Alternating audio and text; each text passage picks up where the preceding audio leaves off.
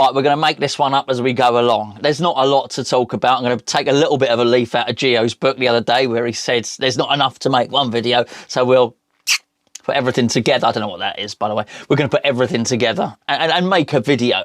By the way, can you see that? Look at that. Look at, I just realised from that angle, it looks like a toilet roll. It's not, I don't need to go there. It's not a toilet roll, it's bubble wrap.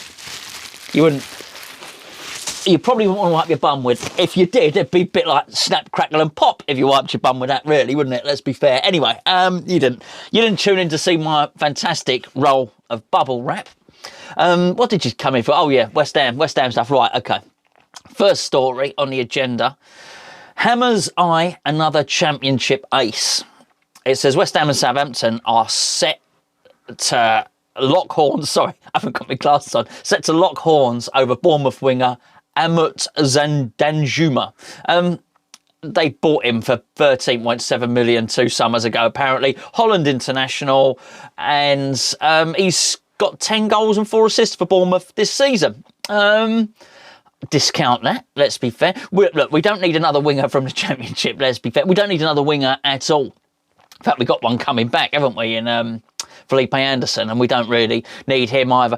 This is paper talk. I think it was reported in The Sun. Whenever I say on these videos, oh, this story has come from The Sun, or this story's come from The Star, or this one's come from The Mirror, there tends always to be somebody who says, what are you reading that nonsense for? I'm not. It's just when I read it on the various websites, they quote the newspapers. So, yeah, there you go. So this has come from The Sun. I don't really believe it. Probably a perfectly good player. But as I say, it's just not a position that we're looking to particularly strengthen in. Let's be fair. We need other areas, as we've discussed many, many times. An area that I do think we need reinforcements in, because I just think the backup isn't quite there. Although, I'm talking about central midfield here, although I did like Terry Wesley talking about Connor Coventry, because when I've seen him play, he does look really, really good. I don't know if you noticed, he'd been called up to the senior Republic of Ireland team, which is interesting. He was obviously in the under 21s beforehand, but he looks a really, really good player. I just hope he gets his chance at some point. But Terry Wesley was saying you don't need to buy another midfielder. This guy can do the job. It does look really good. I'd like to see him involved. I still think we need to buy another midfielder. Let's be perfectly honest. So it's the Aaron Ramsey one. Now, I know this is slightly older news, but we've not discussed it. I've certainly not discussed it at all. Now, you know who Aaron Ramsey is. Welsh international, good player, goal-scoring midfielder. I mean, there was one season in particular, wasn't there, at Arsenal, where he was sensational, like the best midfielder in the league. Basically, for one season, he did an impression of sort of Frank Lampard and Steven Gerrard in their pomp. And as a result of that, he got I think he ran his contract down, and then he went to Juventus for big money. I'm talking wages here. So 400 grand a week or something like that. Just mega money. Anyway, apparently it hasn't worked out for him this season. At least he's not featuring in the team. But it's a mega club. It's a super club. You can understand the attraction for Juventus for signing him from Arsenal. Particularly, you get a player of that calibre on a free. Granted, and they pay him the wages. I can't see this one, and it sort of makes no sense either. He is a very good player. He's an excellent player, and well, firstly, I find it hard to believe that he would come to West Ham.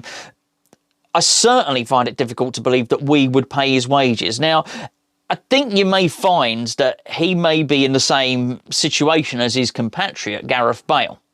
And that is, he's on mega high wages, which makes it prohibitive for any other club to come in and really entice him away. I don't know if you heard Gareth Bale recently said he's going back to Real Madrid, and it was good to get away from Tottenham to play international football. I'll tell you what, I don't know who does that guy's PR, but it ain't great. This is going to be the same for Ramsey. It's Mesut-Ozilitis, if you like, because Ozil was stuck on 350 grand for a week for a long time, and because of that, no one would take him. No one could. He basically sat on the bench at Arsenal, didn't he, for 2 seasons, not doing anything because nobody could afford his wages. Very rarely, I find, do these players ever take this massive wage cut. Would we have Aaron Ramsey? Yes. Would he get into our squad? Yes. First team, well, I think we'd have to change formation. So I don't think he'd be dislodging Souček and Rice, that's for sure. I think were he to play at all, he'd probably play, sort of, centrally almost. But, it's sort of position where you might be playing Jesse Lingard now, or well, we like Fornals to almost play centrally there, or any other, the number 10, but he's not quite a number 10. I don't think so. But my point is, would we, if we could get him, yes, would we pay him in excess of 100 grand a week? Yes. But not 400 grand a week. And these players rarely, this is what I'm saying, these players rarely accept less money than they're on. Who was the other one? What was his name? Sanchez. That was it, wasn't it? The one that was at Arsenal. And then he went to Man U for, I think it was about £500,000 a week. And again, they struggle to get rid of him because you get those big wages and you just don't want to lose them. Unfortunately, it cuts down your opportunities to go to different clubs. This isn't from The Sun, by the way. This is from somebody called Sports Witness. I think this is agent talk. It's pure agent talk and pure speculation. Don't believe it. Don't believe that at all, by the way. But if I find it interesting. The other one, which is Jesse Lingard, Manchester United and West Ham in standoff over Jesse Lingard. Is there a standoff? I guess that wasn't me. That was the chair, by the way, again. See if I can make it. See? That's me I'm trying to prove it too much. The standoff is not really a standoff. I completely understand why Manchester United at the moment would be saying, we're not talking. We're not talking to you at the moment. No, we say nothing at this stage, because with every passing performance, with every goal, with every assist, with every additional international cap, Man United are probably thinking Jesse Lingard's value is going up and up and up. Now, we have the rumoured interest of Fiorentina, which Jesse said himself that he doesn't want to go and play abroad. I think it went along the lines of that he'd spoken to Gareth Southgate. He'd stayed in touch with Gareth Southgate, and Gareth Southgate advised him to move on, to move away from Man United, to find a club on loan. And apparently Jesse asked, I'm saying Jesse like we're on first, Lingard asked Southgate if he should stay in the Premier League or go abroad. And evidently Southgate has advised him to stay in the Premier League. Anyway, he ended up West Ham. The rest is history. Apparently Leicester are interested. Now, that would be the only one that would worry me. I would normally say they don't need him. They've got somebody in James Maddison that already does that job, but it's Brendan Rodgers, and he does like a little bit of fancy football, doesn't he? So I could understand him taking another skillful player, and as we saw with England, Lingard has the ability to play in a number of positions, so that would worry me slightly. So we're sort of, we're playing on his relationship. We're banking, not playing on it. We're banking on his relationship with Moyes and with the club. Hopefully with the fans, if we can get back for at least one game this season, being enough to make him think I definitely do want to come to West Ham. But you can understand why Manchester United are saying, well, we will discuss this in the summer. Obviously, they're not in the biggest position of strength, Man United, because the longer they wait, the less his contract has to run. But I'd imagine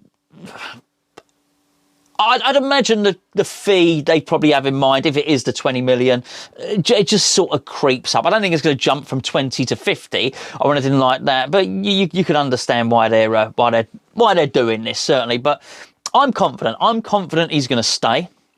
I think Trevor Sinclair said he was confident that Lingard was going to stay as well. I think, he said he was confident Lingard was going to stay, and he was confident that Lingard would make the England the Euro squad was in it for the summer. Yes, because they were World Cup qualifiers that we're playing. I should know this, really, because we're covering that on this channel. And I've got to thank everybody that did tune in to, this is a West Ham channel. But, there was a couple of thousand people watched that video, which was basically about the England team yesterday. So thanks for joining in and all that. It was really good. We're going to be watching the game again on Sunday, which will be really interesting. Because, as I said, I think for that one, we're going to see the first team out. I think we're going to see... we're going to see Harry Kane, you're going to see Declan Rice, you're going to see Harry Maguire, and I do think that as I mentioned yesterday, that Declan Rice is in that exalted, lofty company now. He's thought of as one of the top guys in the England team. So I think it's gonna be quite fun covering it. We've got to do these little bitty videos like this really to keep us going, because it's international break. There's not an awful lot going on, but we'll always find something. There's a couple of other stories here which I've not really gone into. It's about Nathan Trott looking to be sent out on loan, because Fabianski's going to be, he signed one more year, isn't he, Fabianski? I do think it's actually an interesting, I wasn't going to talk about it, but it's mildly interesting, isn't it? With Nathan Trott, I do think this is a breakthrough season. If he goes on loan next season, then and he does well, then he puts himself into the argument. He puts himself into the equation. If he doesn't, then I can't really imagine Fabianski's contract being extended for another one after that, you know. So we're going to have to be looking for another goalkeeper. What I think we need a goalkeeper. We need to spend on a goalkeeper, and for once, I say for once, it's not for once. We once on Phil Parkes broke the world record for a goalkeeper when we signed Phil Parkes from Queen's Park Rangers for £500,000. So not for once, for twice, we need to go and spend big money on a goalkeeper and not do this one cheap. So what the Fabianski contract allows us to do is it allows us to put it off for one more year. But we are going to have to do it. You can't keep putting it off forever unless, I don't know, someone, as I say, you don't know what's going to happen with a transfer market and with the money in football. Maybe a decent one becomes available on loan or on a free. I guess they wouldn't, if they were that decent, probably wouldn't become available on a free, would they? But it's something that needs addressing. I think that's about it. There's not a lot of other stories. There's something about financial fair play, which actually I probably will talk about in a little bit. It does have some interesting connotations for West Ham. That's sure. There's something there's something about the London Stadium being sanitised for some poor bugger's got to run around with his hand gel, rubbing each seat down. Thankless task, isn't it, really? Of course, it wouldn't just be one person doing it, and they're probably not rubbing it down. They've probably got some form of spray. Spray! Not this spray, though. That's glass cleaner. No good for the old coronavirus, apparently. Right, anyway, that's it. I'm off. I'll see you tomorrow.